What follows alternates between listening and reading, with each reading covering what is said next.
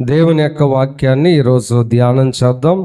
1వ పేతురు పత్రిక 3వ అధ్యాయం 7. అటువలనే పురుషులారా జీవమను కృపావరములలో మీ భార్యలు మీతో పాలువారై ఉన్నారు, మీ భార్యలు మీతో పాటు పాలువారై ఉన్నారని ఎరిగి ఎక్కువ బలహీనమైన ఘటమని భార్యను సన్మానించి తెలుసుకొని భార్యను సన్మానించి మీ ప్రార్థనలకు అభ్యంతరము కలగకుండునట్లు జ్ఞానము చొప్పున వారితో కాపురము చేయుడి. పరమగీతాల గ్రంథము 2వ అధ్యాయము 4వ వచనం నుంచి 7వ వచనం వరకు ఎవరైనా చదవండి. ఈ యొక్క ఆ విషయాలన్నీ కూడా మనకేమి నేర్పిస్తున్నాయి అంటే, భార్య భర్త తనతో సమయం గడపాలని చెప్పి ఆశపట్టాన్ని మనం అక్కడ గమనిస్తాం. అంటే స్త్రీ భర్త నుంచి ఎక్కువగా ఫస్ట్ వన్ ఆశించేది టైము. ఏం చెప్పండి? సమయం. అంటే భర్త ఎక్కువగా తనతో టైం స్పెండ్ చేయాలి. కేవలం మీరు అనుకుంటున్నటువంటి ఆ యొక్క విషయాలు కాదు, దాని గురించి కాదు. ఎక్కువగా తన దగ్గర కూర్చోవాలి, తనతో ముచ్చట్లు చెప్పాలి, తనతో కలిసి ప్రయాణం చేయాలి, తనతో కలిసి తినాలి, తనతో కలిసి మాట్లాడాలి, తనతో ఎక్కువ టైం స్పెండ్ చేయాలి. సగటున ప్రతి స్త్రీ అదే ఆశిస్తుంది. హల్లెలూయా. మన వాళ్ళు ఏం చేస్తారంటే, ఫ్రెండ్స్తో గడపడానికి టైం ఉంటుంది, సెల్ ఫోన్తో గడపడానికి టైం ఉంటుంది, టీవీతో గడపడానికి టైం ఉంటుంది, పార్కుల్లో గడపడానికి టైం ఉంటుంది, సినిమా హాల్లో గడపడానికి టైం ఉంటుంది, బార్ షాపుల్లో గడపడానికి టైం ఉంటుంది. ఒంటరిగానన్నా గడుపుతారు కానీ జీవిత భాగస్వామితో మాత్రం టైం గడపడానికి ఇష్టపడరు. గుర్తుపెట్టుకోండి, స్త్రీ ఎప్పుడైతే ఈ సమయం భర్త ఇవ్వడం ఆపేస్తాడో వెంటనే ఈలోపు ఎవరైనా సరే ఒకళ్ళు మెసేజ్లో కానీ, ఏదైనా పెళ్ళిలో కానీ, సోషల్ మీడియా వేదికలో కానీ ఎవరైనా సరే వాళ్ళని పలకరిస్తూ మాట్లాడుతూ కొంచెం ఎక్కువ టైం కనుక వాళ్ళకి ఇవ్వడం చూస్తే ఆటోమేటిక్గా అటు కనెక్ట్ అయిపోతారు స్త్రీలు. కాబట్టి అక్కడే కుటుంబాలు దెబ్బతింటున్నాయి. సమయం కావాలి, సమయాన్ని ఇవ్వండి. 24 గంటల్లో నీవే గనక ఒక జెంటిల్ మ్యాన్గా ఉన్నటువంటి భర్తవైతే, నీవు తెలివైన భర్తవైతే, జ్ఞానము గలవాడవైతే, నీ యొక్క సమయాన్ని నీ విధులకి ఎంత ఇస్తున్నావు, ఆ తర్వాత నీ ఫ్యామిలీకి ఎంత ఇస్తున్నావు, నీ యొక్క ఆరోగ్యం కోసం ఎంత ఖర్చు పెడుతున్నావు, ఇలాగ సమయాన్ని నీ నిద్ర కోసం ఎంత ఖర్చు పెడుతున్నావు. టోటల్గా నిద్ర సమయం భార్య సమయం కాదండి. దాన్ని నువ్వు లెక్కలు వేసుకోకూడదు. భార్య మెజారిటీ ఆఫ్ లేడీస్ ఎక్కువగా నిద్రించే సమయాన్ని పరిగణలోకి తీసుకోరు, అసలు లెక్కలోకే రాదు అది. ఎందుకంటే కొంతమంది ఆ పని ఒత్తిడి వల్ల తినేసి వెంటనే బెడ్రూమ్లోకి వెళ్ళిపోయి నిద్రపోయే భర్తలు ఉంటారు. తిన్నావా అని అడిగే పరిస్థితి ఉండదు, తాగావా అని అడిగే పరిస్థితి ఉండదు, ఆరోగ్యం ఎలా ఉంది అనే విషయం ఉండదు. అందుకనే ఆ సమయము పరిగణలోకి రాదు. నీవు ఎర్లీగా ఆఫీస్ నుండి వచ్చి, ఎర్లీగా నీ బిజినెస్ నుంచి వచ్చి, ఎర్లీగా నీవు నీ యొక్క పనులను ముగించుకొని ఇంటికి వచ్చిన తర్వాత నీ సెల్ ఫోన్ని సెల్ఫ్లో పెట్టేసి నీ భార్య పక్కనే కూర్చోవాలి, సోఫాలో కూర్చోవాలి. నీ పిల్లలు వస్తే వాళ్ళని కూడా పక్కన కూర్చోబెట్టుకోవాలి, వాళ్ళతో కలిసి స్నాక్స్ తినాలి, వాళ్ళతో కలిసి టీ ఆర్ కూల్ డ్రింక్ తాగాలి, వాళ్ళతో పాటు జ్యూస్ తాగాలి, వాళ్ళతో పాటు పిల్లలతో మాట్లాడాలి, భార్యతో మాట్లాడాలి. హల్లెలూయా. పిల్లలతో కలిపి భార్యను ఇంక్లూడ్ చేసి మాట్లాడే విధానం వేరు. ఆ తర్వాత పిల్లలు స్నానం చేసి వర్క్ చేసుకోవడానికి కూర్చున్న తర్వాత భార్యతో పర్సనల్ టైం ఇచ్చేటువంటిది వేరు. బెడ్రూమ్ టైం కాదు, పర్సనల్ టైం. దాన్నే 2వ పాయింట్గా నేను చెప్తాను. ఎలాంటి భర్తలను కావాలని భార్య కోరుకుంటుంది, లేక ఎలాంటి లక్షణాలున్న భర్తను భార్య కోరుకుంటుందంటే, రెండో పాయింట్లోకి చెప్తున్నాను, కేరింగ్గా అంటే చూసుకునేటువంటి వాళ్ళని, వాళ్ళ విషయంలో జాగ్రత్త పడేటువంటి వాళ్ళు. కేర్ చేయడం అంటే ఎలాగా? ఆమెకి టైం ఉంటుంది చూసా, పర్సనల్ టైం. ఆరోగ్యం ఎలా ఉంది, ఏంటి డల్గా ఉన్నావు, ఏంది హ్యాపీగా లేవు, ఏంటి జుట్టు ఏంటి ఎంటుకలు రాలిపోతున్నాయి, ఏదైనా ఆర్డర్ పెట్టమంటావా, ఏంటి స్నాక్స్ నీకు నచ్చలేదా, నేను తీసుకురమ్మంటావా?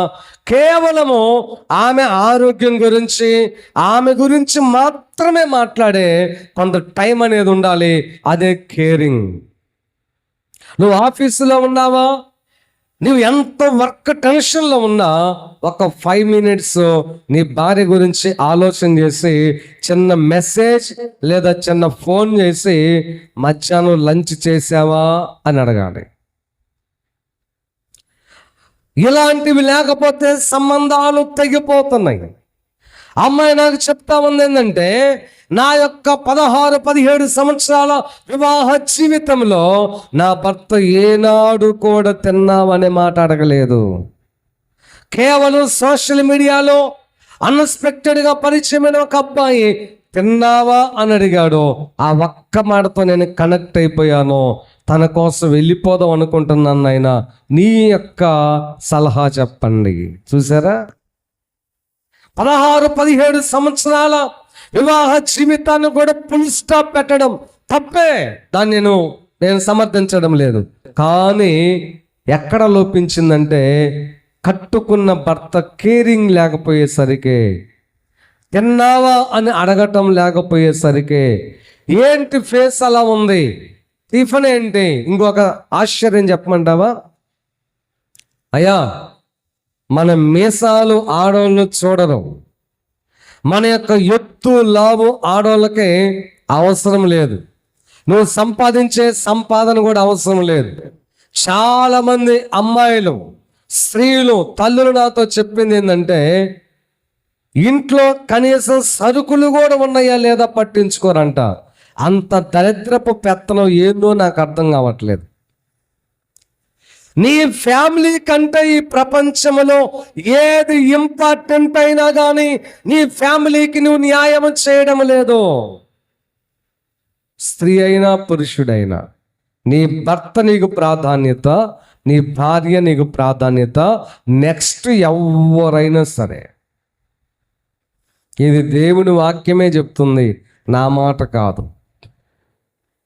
ఎవరికి ప్రాధాన్యత ఇవ్వద్దు, ఏ యొక్క పనికి నువ్వు ప్రాధాన్యత ఇవ్వద్దు, ఏ వ్యాపారానికి ప్రాధాన్యత ఇవ్వద్దు, ఏ యొక్క బిజినెస్కి ప్రాధాన్యత ఇవ్వద్దు, ఏ ఉద్యోగానికి ప్రాధాన్యత ఇవ్వద్దు. అదేమంటే లాజిక్లు మాట్లాడొద్దు. ఏమనంటే, అదంతా నీకోసమే కదా, నువ్వు అర్థం చేసుకోవాలి. అసలు భార్య పోయినాక సంపాదించిందంతా ఎవరికి ఇస్తావు? ప్రబుద్ధుడా? ఆమె నిన్ను తన మనస్సులో ఏదో ఒక రీతిగా ట్రీట్ చేస్తూ ఉంటుంది. ఇన్నర్గా లేజినెస్ అని కానీ, పనికి రానోడని కానీ, జ్ఞానం లేనోడని కానీ, తెలివి లేనోడని అని కానీ, లేక బాధ్యత లేనివాడని కానీ, అనవసరంగా చేసుకున్నానని కానీ, పైకి నీతో చెప్పకపోయినా, నీ కేరింగ్ లేకపోవడం వల్ల, నీ యొక్క టైం ఇవ్వకపోవడం వల్ల ఖచ్చితంగా తన మనస్సులో నీకు ఒక స్థానం ఇచ్చింది. అది నువ్వు అడిగినా చెప్పదు, చచ్చేదాకా కూడా స్త్రీ నీకు చెప్పదు. హల్లెలూయా, హల్లెలూయా. కంప్యూటర్ కంటే కూడా మరణయుక్తమైనటువంటిది స్త్రీ. మిమ్మల్ని నేను తిట్టడం లేదు, కానీ పురుషులైన వాళ్ళు గ్రహించాలా. నీతో ప్రేమగా ఉంటుందని చెప్పి అన్ని మర్చిపోయిందని అనుకోబాక. నీతో ప్రేమగా ఉందని చెప్పి నిజమైన ప్రేమ అదేనని చెప్పి అపోహపడబాక. నీ కేరింగ్ని బట్టి నీకు మార్కులు ఉంటాయి తన హృదయంలో. నీవిచ్చే టయాన్ని బట్టి తన హృదయంలో మార్కులు ఉంటాయి. ఆ మార్కులు ఎంతో ఆలోచన చేయండి. ప్రియమైన దేవుని బిడ్డలారా, యవనస్తులారా, ఒక మాట చెప్పనా? నీ భార్య కాకుండా, నీ పిల్లలు కాకుండా, మూడోగా నీ తల్లిదండ్రులు కాకుండా నువ్వు ఎవరికి ఎక్కువ ప్రాధాన్యత ఇచ్చినా వాళ్ళెవరు నీ కష్టాల్లో రారు, నీ బాధల్లో రారు, నీ ఆర్థిక ఇబ్బందుల్లో రారు. కేవలం నిన్ను వాడుకొని వదిలేస్తారు. సమాజం కోసం కానీ, స్నేహితుల కోసం కానీ మీరెవరు బ్రతకొద్దు. అది నీ యొక్క అజ్ఞానం అవుతుంది అంతే. కేవలం నీ భార్య కోసం బ్రతుకో, నీ బిడ్డల కోసం బ్రతుకో, నీ కోసం బ్రతుకో, నీ తల్లిదండ్రుల కోసం బ్రతుకు. హల్లెలూయా, హల్లెలూయా. మీరు అనుకోవచ్చు కొంతమంది తల్లిదండ్రులు, రేపు నేను కూడా వెస్లికి పెళ్ళైన తర్వాత తన భార్య కంటే మాకు ఎక్కువ ప్రాధాన్యత ఇవ్వమని ఒక్కరోజు కూడా నేను అడగను. ఎందుకంటే వాక్యములో ఆదికాండము 2వ అధ్యాయంలో చెప్పాడు, పురుషుడు తన తల్లిని తండ్రిని విడిచి, అది దేవుని వాక్యం, సృష్టికర్త చెప్పాడు, ఎవరు దాన్ని మార్చలేరు. దానికి విరుద్ధంగా ఏదన్నా చేసావా కుటుంబాలు విచ్ఛిన్నమైపోవడమే కారణం. కాబట్టి ప్రియమైన దేవుని బిడ్డలారా, స్తోత్రం చెప్పండి అర్థమైన వాళ్ళు. పురుషుడు రాగానే స్త్రీ భర్త ముఖాన్ని చూడాలి, భర్త జేబును చూడబాకండి. అది గుణవంతురాల లక్షణం కాదు. భర్త యొక్క చేతులు చూడబాకండి, అది భార్య లక్షణమే కాదు. భర్త ముఖాన్ని చూడండి. భర్త ఇంటికి రాగానే భార్య భర్త ముఖాన్ని చూడాలి, భర్త భార్య ముఖాన్ని చూడాలి. రాత్రే చెప్పాను, ముఖాన్ని బట్టి కళ్ళల్లో హావభావాలు ఒకరొకరు తెలుసుకోవాలి. ఏదో చెప్పాలని అనుకుంటుంది నా భార్య, ఏదో చెప్పాలని ప్రయత్నం చేసి ఆగిపోయింది నా భార్య, ఏదో తన మనసులో నలిగిపోతున్న విషయం ఏదో దాగి ఉంది అని చెప్పి భార్య భర్త యొక్క ముఖము కళ్ళు చూసి అంచనా వేయాలి. అలాగే భార్య కూడా భర్తని, భర్త కూడా భార్యని అంచనా వేసుకోవాలి. రాగానే ముఖమంతా ఏంటది మున్సిపాలిటీ చెత్త ముఖం లాగా పెట్టి ఇంట్లోకి రాకూడదు. గడప దగ్గరే అవన్నీ వదిలేసి చిరునవ్వుతో నీ భార్య దగ్గరికి రావాలి. హల్లెలూయా, హల్లెలూయా. ఆ తర్వాత గుణవంతురాలే గనక నీ భార్య అయితే, జ్ఞానవంతురాలే గనక నీ భార్య అయితే, నీవు ఎంత చిరునవ్వు నవ్వినా, ఎంత నవ్వు నటించినా, ఆ నటించిన నవ్వు వెనకున్నటువంటి బాధను నీ కళ్ళల్లో, నీ ముఖములో చూసి నీకు టీ ఇచ్చేటప్పుడు, స్నాక్స్ ఇచ్చేటప్పుడు నీతో ముచ్చట పెట్టుకుంటుంది. గయ్యాలిలాగా కాదు కానీ ద్రాక్షారసములాగా. హల్లెలూయా, హల్లెలూయా. ఖచ్చితంగా అడగాలి భార్య, ఏంటంటే అలా ఉన్నారు అని. నేను బాగానే ఉన్నాను. మీకు ఒక విషయం తెలుసా, భార్య చాలా రహస్యాలు దాచిపెట్టినట్లుగా భర్త చాలా ఎమోషన్స్ దాచిపెట్టుకుంటాడు, చాలా పెయిన్స్ దాచిపెట్టుకుంటాడు. తన కష్టాలు, తన బాధ ఎప్పటికీ ఎవరికి చెప్పుకోవడానికి ఇష్టపడడు.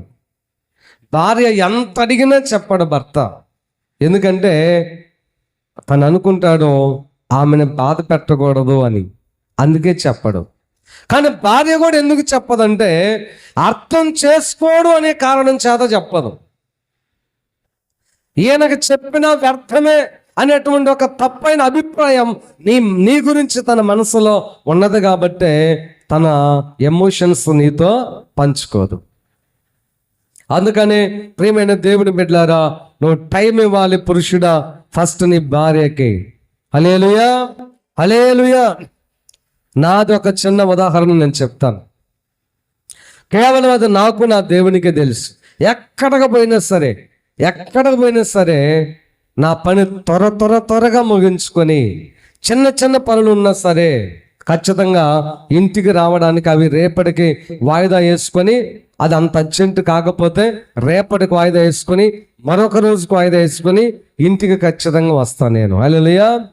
ఇంకొక మెయింటైన్ ఏం చేస్తాను చూసారా, ఈరోజు నేను పూర్తిగా బయట ఉంటే ఇంచుమించుగా ఇంటికి వచ్చేలకే 9, 8, 10. రేపు ఇంట్లో నుంచి ఇంక బాను. వెంటనే నిన్న జరిగిన విషయాలన్నిటి గురించి చర్చ, ఆ తర్వాత జోకులు, ఆ తర్వాత ఆమెతో టైం స్పెండ్ చేయడం, ఏదైనా వంటలో సహాయం చేయడం, వంట ఉండేటప్పుడు పక్కనే నిలబడి నేను తిప్పి చేయకపోయినా పక్కనే నిలబడతా, నేను నిలబడి ముచ్చట్లో చెప్తాను. నేను బోరు కొట్టకుండా, బోరు కొడుతుంది అనగానే వెంటనే మైండ్లో టాపిక్ మార్చేస్తా, సిచ్యువేషన్ మార్చేస్తా. అర్థమైందా? బోరుగా ఫీల్ అవుతుంది ఆమె అని అర్థమైంది అనుకోండి, నేను వేసే జోకులు కానీ నా యొక్క యాటిట్యూడ్ కానీ అప్పుడు నేను చేస్తున్న పని కానీ వెంటనే నెక్స్ట్ ఏం చేయాలని ఆలోచన చేస్తా, ఆ పరిస్థితి అంతా చేంజ్ చేస్తా. ఎందుకంటే ఆ రోజు ఆమెకే, ఇంకా ముందటి రోజు నా పనులు చూసుకున్నాను, ఆ రోజు ఆమెకి. ఒకవేళ ముందటి రోజు మధ్యాహ్నానికి అయిపోయింది అనుకోండి, అప్పుడు మళ్ళీ ఆ ప్లాన్ వేరుగా ఉంటుంది. మరుసటి రోజు 12 గంటల వరకు ఉంటాము, ఆ తర్వాత బయటకు వెళ్తాను.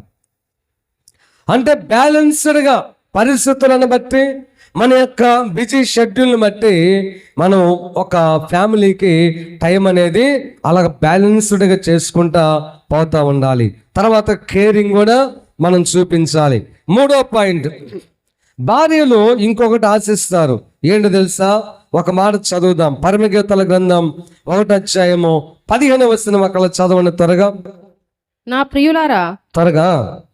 నీవు సుందరివి, నీవు సుందరివి, నీవు సుందరివి, నీవు సుందరివి, నీ కన్నులు గువ్వ కండ్లు, నీ కన్నులు గువ్వ కళ్ళు. నా ప్రియుడా, నా ప్రియుడు. చాలు. 2వ అధ్యాయం 1వ వచనం. నేను షారోను పొలములో, నేను షారోను పొలములో పూయి పుష్పము వంటి దానను, లోయలలో పుట్టు పద్మము వంటి దానను, బలురెక్కసు చెట్లలో వల్లి పద్మము కనబడినట్లు స్త్రీలలో నా ప్రియురాలు కనబడుచున్నది. చాలు. ఇట్లా చాలా ఉన్నాయిలేండి. ఏమని అక్కడ చూపిస్తా ఉందంటే, 3వది, భార్య భర్త నుంచి కాస్త పొగడ్తలు, కాస్త ప్రోత్సాహం ఆశిస్తారు. ఏం ఆశిస్తారు చెప్పండి? పొగడ్తలు, ప్రోత్సాహం వాళ్ళకి కావాలి. అన్నం కూర బాగా తయారు చేశారనుకోండి, ఒక చిన్న పొగడ్త, ఏంటో తెలుసా? సూపర్గా చేసావని చెప్పి నీ భార్యతో ఒక చూస్ చేసి నీ దగ్గరకు తీసుకొచ్చింది అనుకో, ఎక్సలెంట్గా చేసావని ఒక చిన్న పొగడ్త ఇవ్వు. లేదా టీ పెట్టి తీసుకొని వచ్చింది అనుకోండి, అసలు ఈరోజు అమృతంలాగా పెట్టావని చెప్పి చిన్న పొగడ్త ఇవ్వు. నేను ఇందాక ఒక మాట చెప్పి మధ్యలో ఆపేశాను. ఎముకతో తయారు చేసిన స్త్రీ దేనికి కరగదు, కానీ పొగడ్తలకు మాత్రం కరిగిపోతుంది. అది గుర్తుపెట్టుకోండి.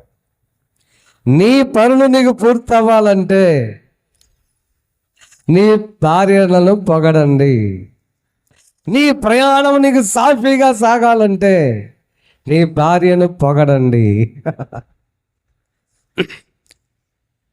మీకు నిజమే చెప్తున్నాను నేను. అది ఇంట్లో నుంచి బయటకు బానేట్లేదు అనుకో, పొగుడు కొద్దిసేపు, కరిగి ముద్దయి కాముగా ఉండిపోయింది.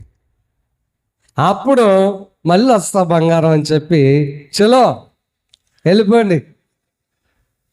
లేకపోతే వాళ్ళు పోనివ్వరు, నీ పనులు ఆటంకమైపోతాయి. ఆ నిజమే వాక్యం అది. భార్యను పొగడాలి. అయితే ఓవర్గా పొగిడితే అది పొగడతాని అర్థమైంది. అసలు నీవు శ్రీదేవిలాగా ఉన్నావు అనబాక, అది ఓవర్ అయిపోయింది. కానీ నువ్వేమన్నానంటే, సొలొమోను పొగిడాడు, నువ్వు సుందరవి, నీ కన్నులు అలా ఉన్నాయి, నీ యొక్క ఆదరములు అలా ఉన్నవి, నీ పెదాలు ఇలాగున్నవి, నీ యొక్క పళ్ళు కూడా పొగిడాడండి ఆయన. జడను పొగిడాడు ఆయన. మీరు అన్ని చూపిస్తే టైం సరిపోదు. ఖచ్చితంగా మీరు పొగడాలి. కారణం ఏంటంటే, ఇంటికి రాగానే దెయ్యాల్లాగా మీరుంటే మిమ్మల్ని పొగట్టం మా వల్ల కాదు. దయ్యాల్లాగా ఉండబాకండి. ఎప్పుడు గోతాల్లాగా తగిలించుకొని ఆ గోతాల్లో తిరుగుతూ ఉండబాకండి. ఇంట్లో బాత్రూమ్కి గోతమే, బెడ్రూమ్కి గోతమే, డిన్నర్ వంట గదిలో గోతమే, తర్వాత వడ్డిచ్చేటప్పుడు గోతమే. అప్పుడు తప్పు కనుక వద్దు. నిజమే చెప్తున్నాను. సర్వేలన్నీ నేను చదివే చెప్తున్నాను. భర్తల మనస్సు మరొక ఆడదాని మీదగా పోవటానికి కారణము మీ డ్రెస్సింగ్ స్టైల్.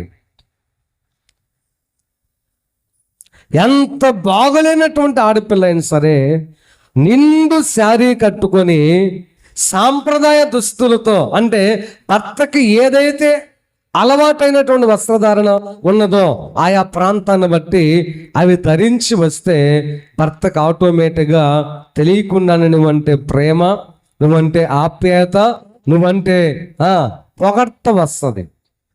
గోతాలు తగిలించుకొని తిరగబాకండి అమ్మా. ఇప్పుడు ఫ్యాషన్గా పెద్దోళ్ళు కూడా అదే పని. బాధ ఏంటంటే గోతంతో షాపింగ్కి. గోతం అంటే ఏంది? అది నేను గోతంతో షాపింగ్, గోతంతో బజార్, గోతంతో తగాదా, గోతంతో నీళ్ళకి, గోతంతో ఈ గోతాన్ని వదిలిపెట్టరు. చీరలు మాత్రం చెమటలకు, బల్లులకు, ఇంకేం చెప్పండి, వాటికి అవి మీకోసం కాదు. మళ్ళీ వర్షం వస్తే వర్షం చీర, వాన వస్తే వాన చీర, వరదలు వస్తే వరదల చీర, తుఫాను వస్తే తుఫాను చీర, అన్ని చీరలే మళ్ళీ. కానీ ఏ చీర నువ్వు కట్టుకోవు. అవి కట్టుకునేది ఎవరు? చెమటలు, బల్లులు, ఎలుకలు, దోమలు, చీరపోతులు. అవి మీకు మాత్రం నెంబర్ 1గా ఇష్టమైంది గోతం. మానేసేయండి అది. గోతం ఏ టైంలో ఆ టైంలోనే. దాని పేరు నైటీ. నైట్ వరకే ఇక మళ్ళీ వేసుకోబాక. అసలు వాస్తవం చెప్పాలంటే భర్తకు తన దేహం మీద అధికారం లేదు, భార్యకు తన దేహం మీద అధికారం లేదు. భార్య దేహం మీద ఎలాంటి కలరు, ఎలాంటి వస్త్రధారణ ఉండాలో ఆ అధికారం అంతా భర్తదే. వాక్యం ఏం చెప్తుందంటే భార్య తయారు చేయబడింది కేవలం భర్త కొరకు మాత్రమే. ఇది వాక్యంలో ఉన్న మాట. మీరు ఎక్కడైనా చూసి చదవండి. దేవుడి కోసం అనే మాట ఉంటే నాకు చూపించండి. అంటే మీరు దేవుడి కోసం బ్రతకొద్దని కాదు, దేవుడు తయారు చేసిన విధానమే అది. ఆదాముకు సాటి అయిన సహాయము అని అన్నాడు అక్కడ. ఇంకా చాలా విషయాలు ఉన్నాయి. వాక్యం నేను పోతే చెప్పాల్సిన పాయింట్లు చెప్పలేను నేను. అర్థమైందా? జాగ్రత్తగా నన్ను ప్రియమైన పురుషులారా, స్త్రీలారా, నీ భర్తను అడగండి, ఈ కలర్ నీకు ఇష్టమేనా? ఈ డ్రెస్ నీకు ఇష్టమేనా? ఈ శారీ నీకు ఇష్టమేనా? నీకు ఇష్టమైంది తీసుకోను. గమ్మత్తు ఏంటంటే తనకిష్టమని చెప్పిన తన ఇష్టం నెరవేర్చిన ఆడవాళ్ళు కూడా ఉన్నారనుకో, అది ఖచ్చితంగా నాకు వద్దు, ఇదే నాకు ఇష్టం అంటారు. అది ఆ టైపుకు వాళ్ళు మనం టచ్ చేయట్లా. వాళ్ళ గురించి నేను చెప్పట్లేదు. ఈ డ్రెస్ నాకు వద్దు, నాకు నచ్చలేదంటే ఎంత ఖరీదైనా సరే దాన్ని పక్కన పెట్టి ఆడదే భర్తకి ఇష్టం. తెలుసా మీకు? దాని గురించి ఆర్గ్యుమెంట్ చేసేటువంటి స్త్రీ భర్తకు నచ్చడు. దాని మనసులో ఏంటంటే వాక్యానుసారంగా నేను రాజుని, ఆమె మంత్రి, కాబట్టి రాజుకే ఎక్కువ ప్రాధాన్యత ఇవ్వాలి. నా ఇష్టాలకు, నా కోరికలకు, నా అభిరుచులకు ప్రాధాన్యత ఇవ్వాలి. కాబట్టి నేను వద్దను చెప్పిన తర్వాత అదే చీర ఎందుకు కట్టుకోవాలి అని పలు రకాలుగా ఆలోచన చేస్తాడు భర్త. అతని అనుమానాస్పద ఆలోచనలకు కారణము నీ యొక్క ఆర్గ్యుమెంట్సే. వద్దన్నాడా? నీకంటే ఎక్కువగా తీసేయి, నచ్చింది వేసేసుకో. సేమ్ అలాగనే భార్య కూడా అంతే. భార్యకి ఇష్టమైన డ్రెస్సే భర్త వేసుకోవాలని భార్య కోరుకుంటుంది. షాపింగ్ వెళ్ళేటప్పుడు తీసుకొని వెళ్ళండి. ఇది ఓకేనా, ఈ కలరు నీకు నచ్చునా అని నీ భార్యని అడగండి. లేదా ఒకరోజు ఆమెకి ఇచ్చేసేయండి. స్తోత్రం చెప్పండి గట్టిగా, హల్లెలూయా. మీ అంతటా మీరు డ్రెస్సులు తీసుకొస్తే నేనేం క్వశ్చన్ చేయను. కానీ మీరు కనుక నాకు డబ్బులు ఇచ్చి బట్టలు తెచ్చుకో అని అంటే కనుక నేను ఒంటరిగా పోను, నా భార్యను తీసుకుని వెళ్తాను. ఇప్పటికి కూడా వెళ్ళి నేను అసలు ఏది సెలెక్ట్ చేయను నేను. నీకు ఇష్టమైంది తీసుకొస్తా అని అంటాను. ఆమెకి ఇష్టమైంది ఇది బాగుంటుంది, ఇది బాగుంటుంది తీసి సెలెక్ట్ చేసిన తర్వాత ఈ మూడిట్లో నీకు నచ్చింది చెప్పమంటది. నాకు నచ్చే చెప్పే కాడికి నేను తీసుకురావడం దేనికి? నీకు నచ్చింది నాకు చెప్పంటాను. ఫైనల్గా నేను వేసుకున్న ప్రతి సొక్క, ప్రతి ప్యాంటు ఆమెగా నచ్చింది అనేది మీరు అర్థం చేసుకోండి. హల్లెలూయా. కాబట్టి ఏదైనా ఉంటే ఆమెను నన్ను అడగబాకన్నా. హల్లెలూయా. అది దేవుని యొక్క వాక్యం. అందుకనే మీరు భార్యలను ఏం చేయాలంటే, అమ్మా పురుషులారు ఏనండి, కొంచెం పొగడండి. డ్రెస్ బాగుంది అని అనండి, ఈ టీ బాగుంది అని చెప్పండి, నువ్వు చాలా అందంగా ఉన్నావు అని భార్యతో చెప్పండి. ఏదన్నటువంటి వంట చెడిపోయిందనుకో, అప్పుడు ప్రోత్సాహాన్ని ఇవ్వండి. పొగడ్త ప్లస్ ప్రోత్సాహం. ప్రోత్సాహం అంటే ఇంకొంచెం బాగా చేయగలిగితే నెమ్మరనగా చేస్తామని ప్రోత్సాహం ఇవ్వు. ఎక్కడ నేర్చుకుని వచ్చావమ్మా, ఏడదమ్మా మాకు అన్నారు అనుకో, బాగున్న ముఖం కాడపోయి తెచ్చుకోపో అంటారు. అనబాకండి, జోకులు వేరు, సీరియస్గా మాట్లాడేటప్పుడు వేరు. ఖచ్చితంగా ఎంత బాగా చేసే వాళ్ళకైనా వంట ఖచ్చితంగా ఏదో టైంలో చెడిపోతుంది. చెడిపోయినప్పుడు నువ్వు ప్రోత్సాహాన్ని ఇవ్వు. ముందేం పొగిడావు, ఇప్పుడు ప్రోత్సాహాన్ని ఇవ్వు. అమ్మ నువ్వు బాగా చేయగలవు, ఇంకొంచెం ఉప్పేసామనుకో సూపర్గా ఉంటుంది. ఆ లోపాన్ని పసిగట్టు. ఆ లోపాన్ని బట్టి పొద్దుగులు మాట్లాడకుండా ప్రోత్సాహాన్ని ఇవ్వు. ఇది 3వ పాయింట్. 3వది 4వది. 3వది ఫస్ట్ చెప్పండి, పురుషులు చెప్పాలి, మీరు చెప్తే ఉపయోగం. ఫస్ట్ది సమయం ఇవ్వాలి. 2వది అయ్యా కేరింగ్. 3వది కాస్త పొగడ్తలు, కాస్త ప్రోత్సాహం. 4వది గౌరవించే భర్తలకు భార్యలు లోపడతారు. భార్యలకు గౌరవం కావాలి. అదే ఇందాక చెప్పాడు వాక్యంలో. 1 పేతురు పత్రిక 3:7 ఏం చెప్పాడు? స్త్రీ బలహీనమైన ఘట్టమని ఎరిగి ఆమెను సన్మానించుడి. సన్మానం అంటే ఏంటి? ప్రతి ఉదయకాలం ఆమెను లేపి నిద్రమకంలోనే ఒక కుర్చీ మీద కూర్చోబెట్టి సెల్ ఫోన్ అనగా వీడియో తీస్తుండగా శాలువా కప్పి పోల్దన్నేయటం కాదు. రెస్పెక్ట్ ఇవ్వాలి. దేనికి? ఆమె చేసే ఏ పనికైనా రెస్పెక్ట్ ఇవ్వాలి. భార్యలు దేనిని ఇష్టపడరంటే, తన క్యారెక్టర్ గురించి తప్పుగా మాట్లాడినా, తన తల్లిదండ్రుల గురించి తప్పుగా మాట్లాడినా ఏ స్త్రీ సహించదు. యవన బిడ్డలారా, పొరపాటును కూడా కుటుంబానికి నిప్పు పెట్టుకోవాలనుకుంటే ఆ పని చేయండి. ఏ పని చెప్పండి? తన తల్లిదండ్రుల గురించి తప్పుగా మాట్లాడినా, తన క్యారెక్టర్ గురించి తప్పుగా మాట్లాడినా ఏ స్త్రీ సహించదో, అది ఆమె గౌరవంగా ఫీల్ అవ్వదు. అందుకని మీరు ఎప్పుడు పొరపాటుగా చిన్న చిన్న తప్పులు చేసినా, ఎఫెసీ పత్రిక 5 చెప్పినట్టుగా కళంకమైన, ముడతైనా, అటుది ఏదైనా క్షమించే మనస్తత్వం భర్తకుంటే ఆ భర్తను భార్య బాగా ఇష్టపడుతుంది. ఆ భర్తకు భార్య సరెండర్ అవుతుంది, లోబడుతుంది.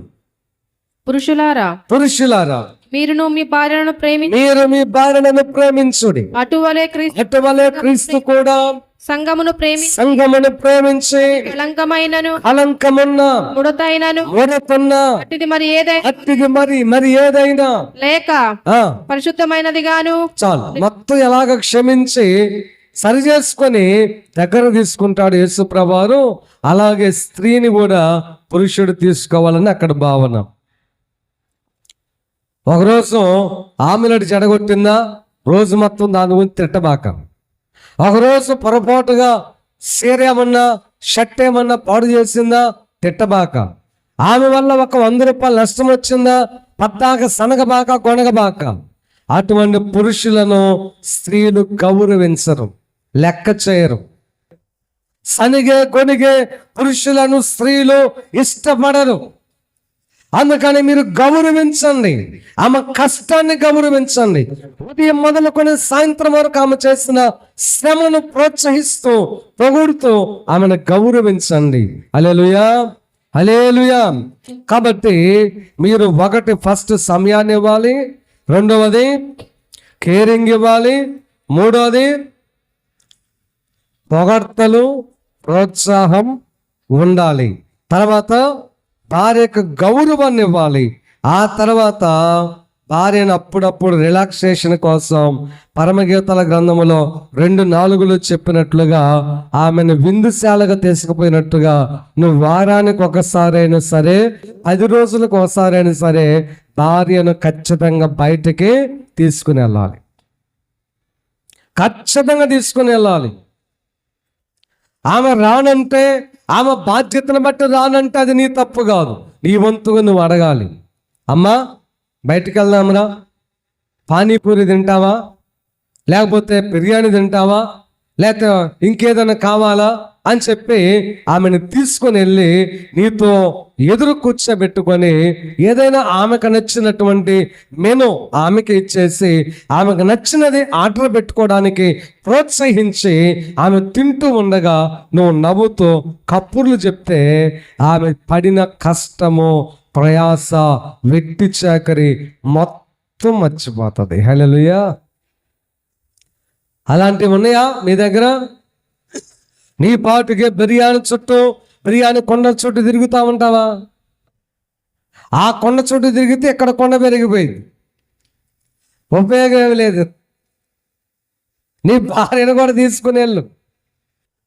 అప్పుడప్పుడు రెస్టారెంట్కి తీసుకుని వెళ్ళు, హోటల్కి తీసుకుని వెళ్ళు.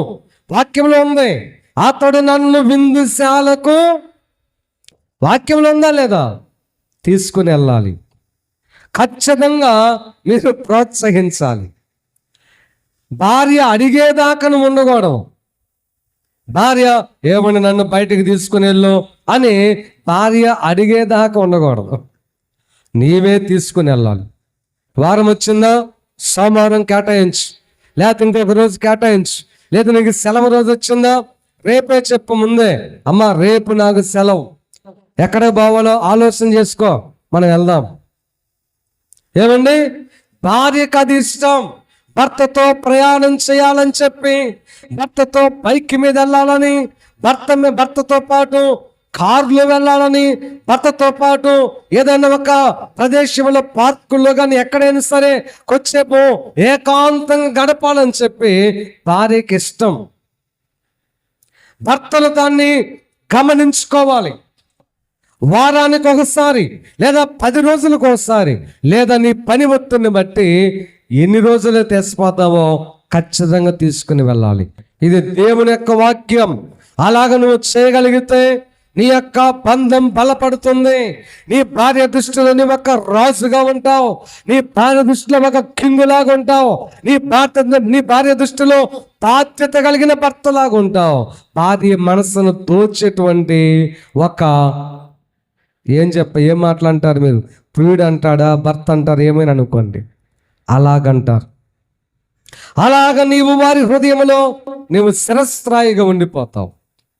అలా కాకుండా నీ పాటికి నువ్వు పోతే నీ ఫ్యామిలీని నువ్వు నిర్లక్ష్యం చేసే ఒక బాధ్యత లేని భర్తగా ఆమె మెదడులో ముద్ర వేయబడతావు. అది పురుషులకు ఏమాత్రం మంచిది కాదు. ఇంకొక సంగతి చెప్పనా, నీవేదైనా తినో తప్పు పట్టట్లేదు. తినేటప్పుడు ఫస్ట్ నీ భార్య గుర్తు రావాలి, 2 నీ తల్లి గుర్తు రావాలి, 3 నీ పిల్లల గుర్తు రావాలి.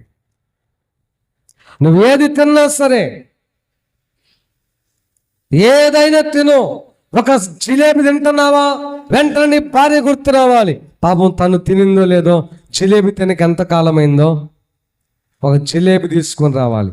నీ పిల్లల గుర్తు రావాలి. నీ తల్లిదండ్రులు ఉంటే వాళ్ళు కూడా గుర్తు రావాలి. నీ పాటికి నీవు పురుషులారా అస్సలు తినవద్దు, అది నీకు మంచిది కాదు. నీవు నిజంగా వాక్యం తెలిసిన వ్యక్తివి కాదు. కాబట్టి దాన్ని కూడా మీరు దృష్టిలోకి తీసుకుని వెళ్ళాలి. మా తర్వాత నెక్స్ట్ పాయింట్ ఎన్నోది, అది 5వ పాయింటా, 5ఏనా? ఓకే, 5వ పాయింట్, అప్పుడప్పుడు నీ భార్యకు బహుమానములు ఇవ్వాలి.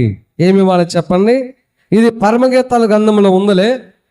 ఆయన తన భార్యకు, ఆ ప్రియురాలు అంటుంది, నా భర్త తను ఫలానాది తయారు చేసుకొని నా కోసం తీసుకొచ్చాడని మాట్లాడుతుంది.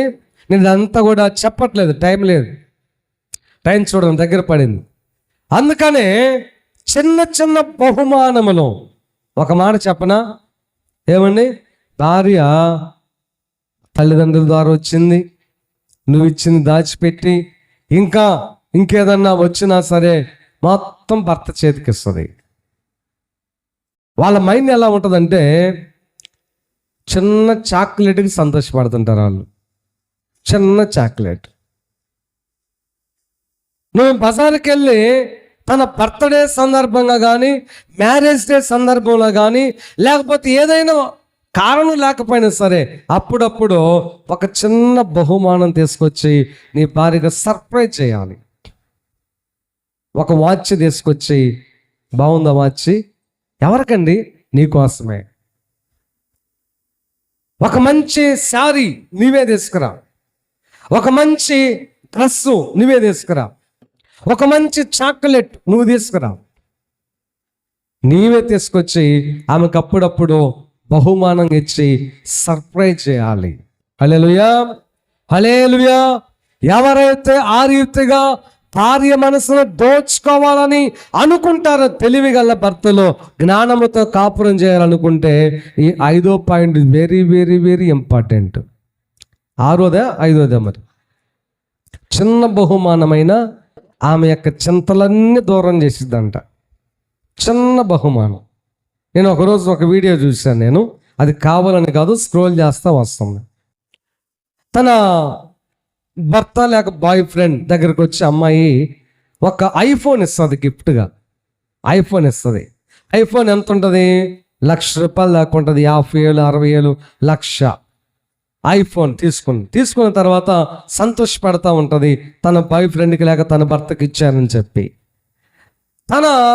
అతను మదన పడతాడు. ఏమని? అరే ఎంత వాల్యుబుల్ నేను గిఫ్ట్ తేలేకపోయానే నా భార్యకి, కాబట్టి ఇస్తే ఎలా ఉంటుందా అని చెప్పి సందిగ్ధం పడుతున్న తరుణంలో ఏది నాది అంటది అమ్మాయి. అని అనగానే బలవంతంగా తీసి అమ్మాయి చేతులు పెడతాడు. ఆ అమ్మాయి కోప్పడిద్ది అనుకుంటాడు, ఇక నా పని అయిపోయింది అనుకుంటాడు అతను. కానీ తీసి చూస్తే 5 స్టార్ చాక్లెట్. అది చూస్తే అంతెత్తిగిరి సంతోషపడి హగ్ చేసుకొని ఐ లవ్ యూ బంగారం అని చెప్పి ఆ చిన్న చాక్లెట్ని బట్టి చాలా సంతోషపడిద్ది. హల్లెలూయా. అల్ప సంతోషులు, స్వల్ప సంతోషులు స్త్రీలు. చిన్నదానికి చిన్న సంతోషం చాలు. నీకు పెద్ద పెద్ద సంతోషాలు ఇస్తారు వాళ్ళు. హల్లెలూయా, హల్లెలూయా. కాబట్టి ప్రియమైన దేవుని బిడ్డలారా, 6వ పాయింట్ చిన్న చిన్న బహుమానములు నీ భార్యకు ఇవ్వాలి. 7వ పాయింట్, ఇందాక ఎఫెసీ పత్రిక 5వ అధ్యాయంలో చదివినట్టుగా కలంకాలు, పొరపాట్లు ఖచ్చితంగా భార్యలో ఉంటాయి, నీలో కూడా ఉంటాయి.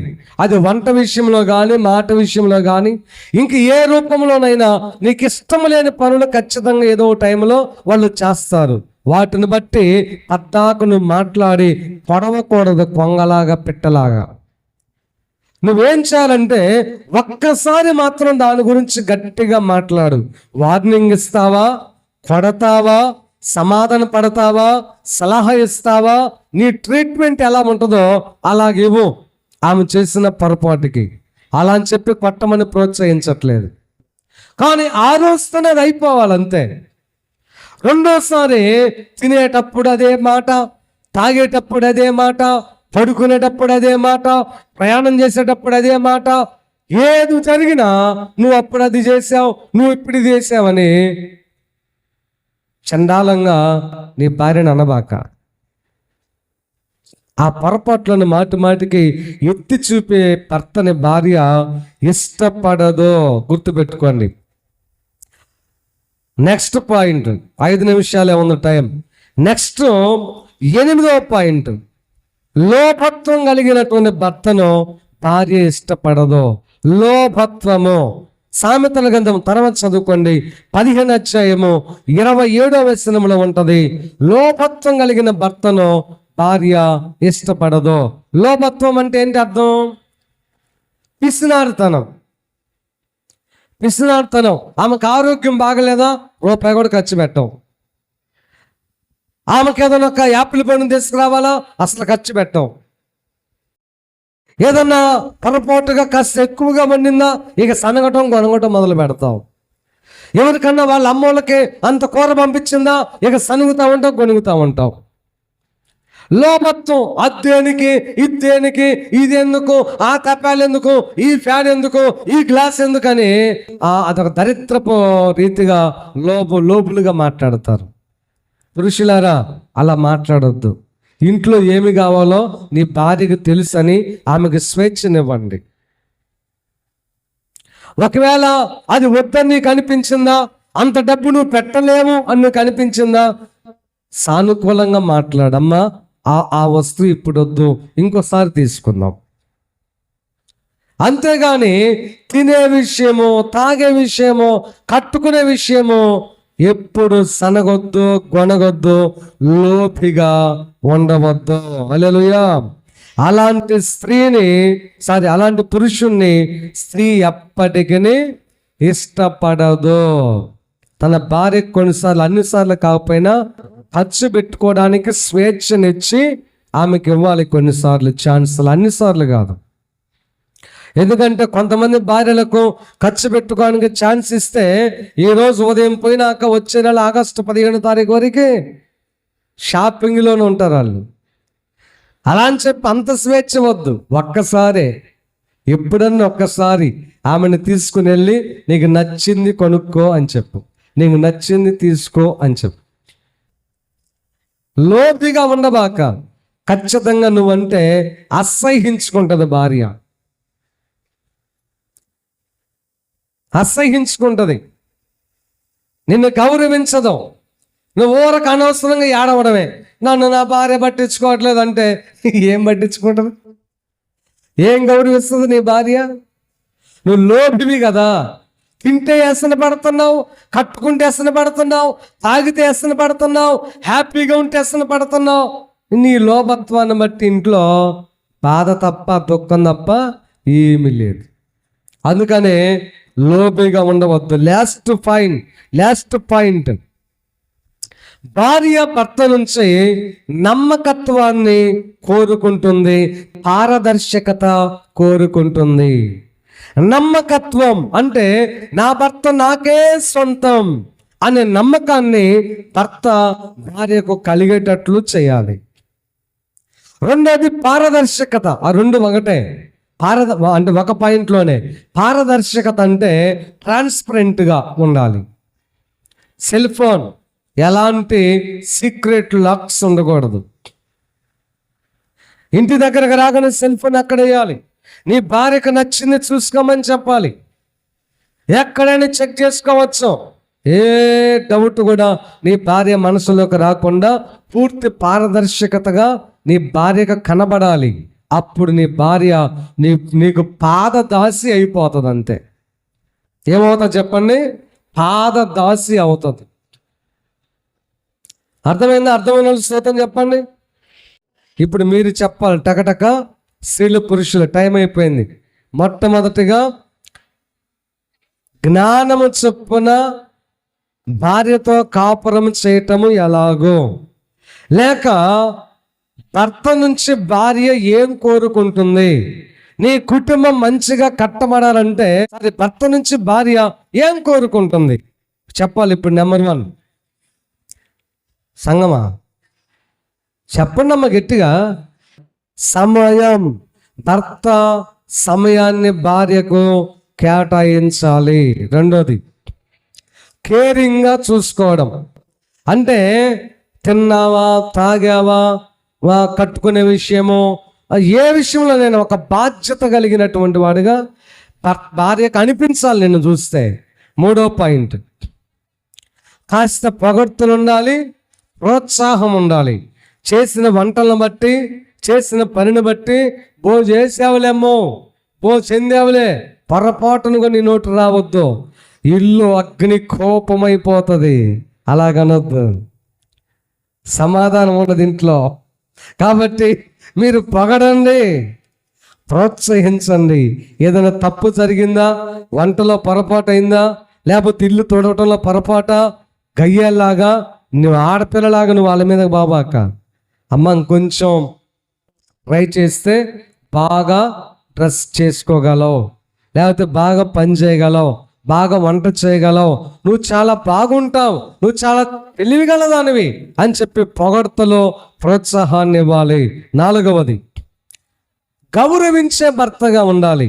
ఆమెను గౌరవించాలి. చీప్గా చూసినట్టుగా అనిపిస్తే నిన్ను లెక్క చేయదు భార్య. భర్త కంటే భార్యకు కనబడని ఈగోస్టిక్ మైండ్ ఉంటుంది. నీవు చీప్గా కనుక చూసావనుకు అమ్మాయిని, ఇక తన మనసులో పోరా అనుకుంటుంది లోపల. అసలు ఎప్పుడు అలా చీప్గా చూడవద్దు. 4వది, గౌరవించండి. నా 5వ పాయింట్, అప్పుడప్పుడు నీవు నీ భార్యను బయటకు తీసుకుని వెళ్ళాలి. పార్కులకు, తినటానికి, హోటల్స్కి, రెస్టారెంట్లకి తీసుకుని వెళ్ళాలి. మెను అమ్మాయికే ఇవ్వాలి. నీకు నచ్చింది ఆర్డర్ పెట్టుకోమనాలి. ఆమె తింటూ ఉంటే ముచ్చట్లు చెప్పాలి.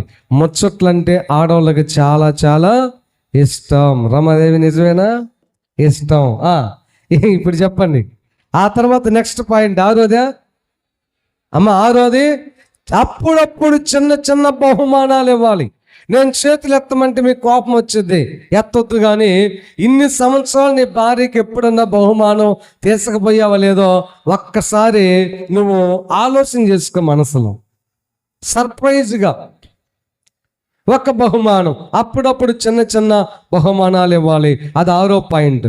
7వ పాయింట్, తాను ఏదైనా చిన్న చిన్న పొరపాట్లు చేయటం సహజమే కాబట్టి దాని గురించి మాటి మాటికి గుచ్చినట్లుగా, క్యారెక్టర్లెస్గా ఆమెను మాట్లాడొద్దు. తర్వాత నెక్స్ట్ పాయింట్, లోపిని ఏ భార్య కూడా ఇష్టపడదు. లోపత్వం అంటే పిసినారుతనం. ప్రతిదానికి డబ్బులు లెక్క పెట్టుకుంటా ఉంటారు వీళ్ళు. 10, 20, 30, 40, 50. 10 మిస్ అయినాయి అనుకో, అక్కడ ఇరాను అమెరికా యుద్ధమే. 10 రూపాయలు ఏమైనా చెప్పు. 10 రూపాయలు ఎందుకు? కరేపాకే 10 రూపాయలు వేసిపోవాలా? అమ్మలారా, అలాంటి అడిగే భర్తలు ఎవరన్నా ఉంటే మీకు ఒక చిన్న సూత్రం చెప్తారు. ఏంటి ఆ సూత్రం? వద్దులే, వాళ్ళు కోపపడతారు నా మీద. మరి ఎక్కడి నుంచి వస్తుందండి? ఎక్కడి నుంచి వస్తుంది? అలా అని చెప్పి నువ్వే తీసుకొచ్చి పెట్టినా నీదే తప్పు అవుతుంది. మళ్ళీ నీ భర్తకు ఖర్చు అర్థం అవ్వాలి. లేకపోతే నీకు భార్య దేనికి? చూసుకోవడం చేత కానప్పుడు. కాబట్టి అది ఎన్నో పాయింట్? 8వ పాయింట్. 8, 7? 8వ పాయింట్ చెప్పాలా? చెప్పి 9వ పాయింట్, నమ్మకమైన భర్తగా, పారదర్శకత కలిగిన భర్తగా భార్యకు కనబడాలి. హల్లెలూయా. లాస్ట్ పాయింట్, నమ్మకం కలిగిన భర్తగా, పారదర్శకత కలిగిన భర్తగా భార్యకు కనబడితే నీకు ఆమె పూర్తిగా పాదదాసిలాగా పనిచేస్తుంది. నిన్ను గుండెల్లో పెట్టుకొని ఆరాధన చేస్తుంది. అర్థమైన స్తోత్రం చెప్పండి. కళ్ళు మూసుకోండి, ప్రార్థన చేసుకుందాం.